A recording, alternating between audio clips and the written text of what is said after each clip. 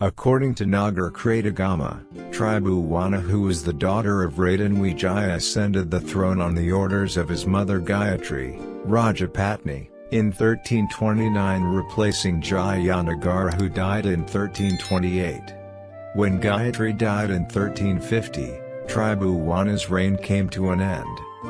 The news gave the impression that Tribhuwana ascended the throne on behalf of Gayatri.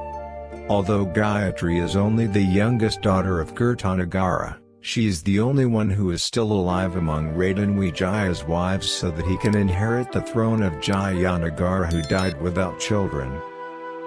But by that time Gayatri had become a Buddhist priest, so that his government was represented by his daughter, namely Tribhuwannottunggadewi.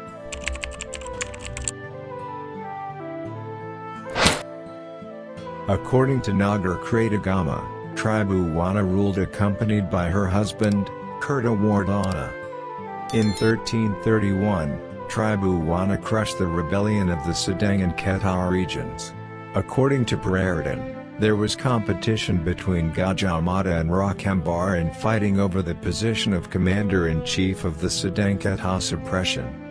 So, Tribhuwana decided himself as a warlord to crush the Sedang-Kedah rebellion, accompanied by Gajah Mada, Rakhambar and his cousin, Aditya Warman, who at that time served as Redimantri, or Prime Minister.